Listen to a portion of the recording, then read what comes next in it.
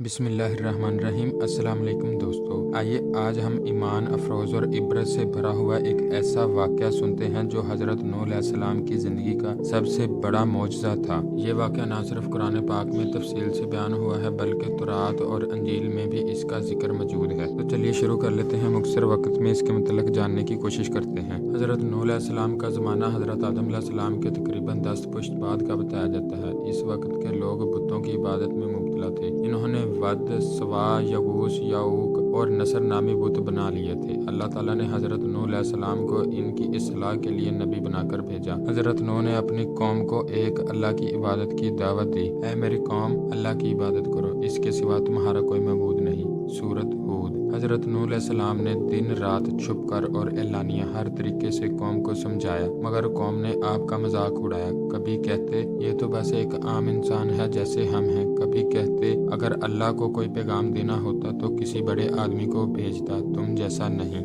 حضرت نوح علیہ السلام تقریباً 950 سال تک دعوت دیتے رہے۔ آپ علیہ السلام نے کسی لمحے ہمت نہیں ہاری، لیکن قوم کے سردار ہر گزرتے دن کے ساتھ آپ کے دشمن بنتے گئے۔ قرآن میں ارشاد ہے، سورۃ نوح آیت نمبر 7، وہ اپنی انگلیاں اپنے کانوں میں ڈالتے اور اپنے کپڑے لپیٹ لیتے تاکہ نوح کی بات نہ سن سکیں۔ یہ ظلم و ضد دیکھ کر حضرت نوح علیہ السلام نے آخرکار عرض کی، اے میرے رب، اب ان میں سے کوئی ایمان نہیں لائے گا، تو کافروں پر اپنا فیصلہ صادر فرما دے۔ اللہ تعالیٰ نے حکم دیا اور ہماری نگرانی میں اور ہمارے حکم سے ایک کشتی بنا۔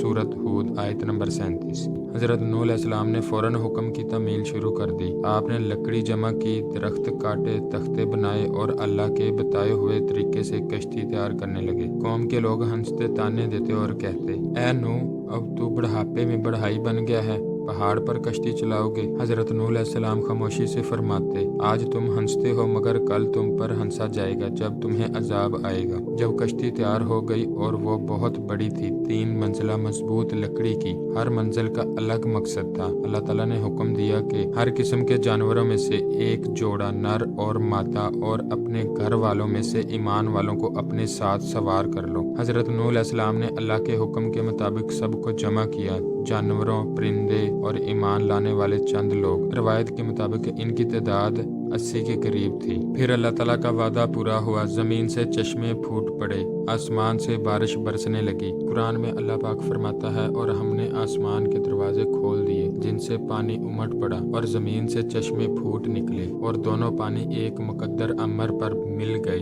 سورۃ القمر آیت نمبر 11-12۔ پہاڑوں جیسی موجیں اٹھنے لگیں اور زمین پر موجود ہر چیز ڈوبنے لگی۔ جب حضرت نوح علیہ السلام کی کشتی پانی میں بہہ رہی تھی، آپ علیہ السلام نے اپنے بیٹے کنعان کو دیکھا جو ایمان نہیں لایا تھا۔ آپ نے پکارا، اے میرے بیٹے، ہمارے ساتھ سوار ہو جا، کافروں کے ساتھ نہ رہ۔ مگر اس نے تکبر سے کہا، میں کسی پہاڑ پر چڑھ جاؤں گا جو مجھے پانی سے بچا لے گا۔ حضرت نوح علیہ السلام نے فرمایا، آج اللہ کے حکم سے کوئی نہیں بچ سکتا سوائے اس کے جس پر اللہ رحم کرے۔ اتنے میں ایک موج بیچ میں آئی اور کنعان ڈوب گیا۔ یہ منظر حضرت نوح علیہ السلام کے لیے انتہائی دردناک تھا۔ جب زمین پر کوئی جاندار باقی نہ رہا تو اللہ نے زمین کو حکم دیا، اے زمین، اپنا پانی نگل لے، اور اے آسمان، تھم جا۔ پانی اتر گیا اور کشتی جودی پہاڑ پر جا کر ٹھہر گئی۔ سورۃ الہود آیت نمبر 44۔ اے نوح، ہماری سلامتی اور برکتوں کے ساتھ اتر جا۔ اے نوح، ہماری سلامتی اور برکتوں سے اتر جا۔